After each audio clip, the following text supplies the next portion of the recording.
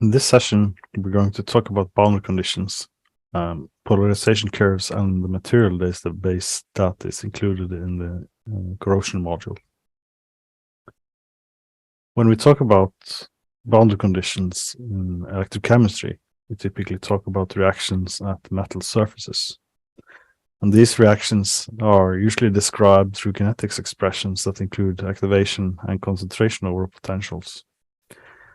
In COMSOL, it's possible to have multiple reactions defined on the metal surface so that you can specify your anodic dissolution reaction and other anodic reactions, for example, oxygen and chlorine evolution. You can also have oxygen reduction and hydrogen evolution as competing reactions at the protected surfaces. As well, we can account for heterogeneous reactions such as growth of oxide and hydroxide films on surfaces. And the film thicknesses can be included as model variables. At the bottom left, we see a kinetic expression for oxygen reduction and evolution that is implemented in COMSOL. And on the right-hand side, we see a typical Evans diagram for the polarization curve for nickel, aluminum, bronze, where we have the total current density in green, corresponding to the experimental values, and then we break it up into metal dissolution and oxygen reduction reactions. And the electrokinetics in COMSOL can then be specified by predefined equations, such as linearized Butler, Volmer, or Butler, Volmer and Tafel equations. Or you can have your user-defined equations, imported polarization data, either from experiment or from the material library that are available with COMSOL. In the corrosion module, we have a built-in corrosion material library with polarization curves and equilibrium potential for a large range of materials. And the material data is obtained from published references. So it's more than 100 polarization curves for different materials and different electrolytes, and with this reference. So if you go to the material browser, you can hover over the property and you see the reference of that property from the published paper. Typically, these data are imported as interpolation functions, either as a local table, or you can also import text files from your experiments. So I will demonstrate how to use these polarization curves in the corrosion material library in COMSOL.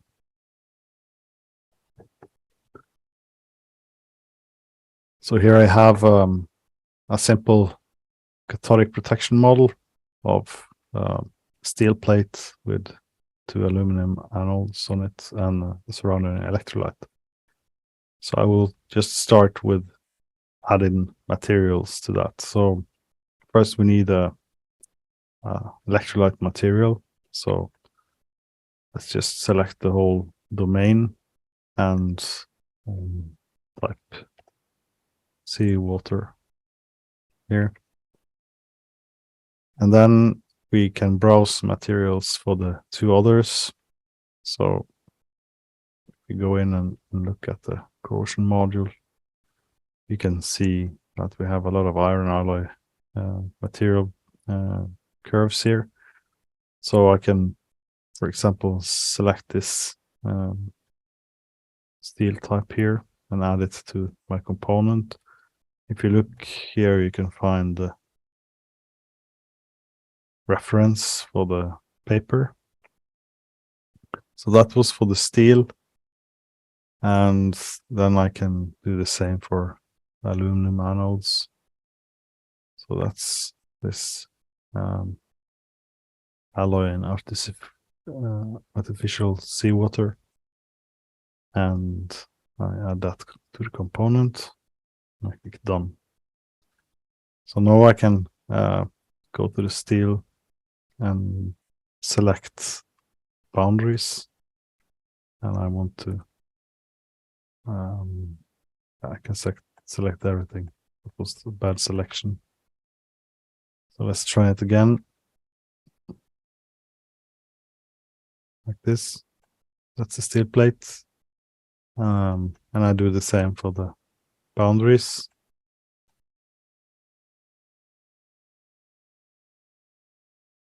And now we can go to the physics and specify boundary conditions. So here in the cathodic protection interface, there's this physics versus material reference electrode potential, which is an important setting. So here you can choose what kind of reference electrode potential that you're using. So all these curves that we have imported have typically different reference electrode potentials in their measurements. So by importing them, we have a variable that moves the equilibrium potential to the standard hydrogen potential, and then we have to translate it back to the one that we want to use. And typically for cathodic protection, we might use this saturated silver chloride versus standard hydrogen electrode. So this is an important setting if you're using the material or the polarization curves from the material database. And here I can go and click on electrode surface, and now since everything is defined by the materials, we can select all the boundaries in one, and we can go to this electrode reaction. So here you see all the different type of curves that you can choose for a single reaction, but in this case we're going to use this kinetics from the material. And now all the reactions are included in the polarization curves from the measurements. And then that means that we are ready to go. We don't need to specify the equilibrium potential when we're using the polarization curve, because those are inherent in the measurements.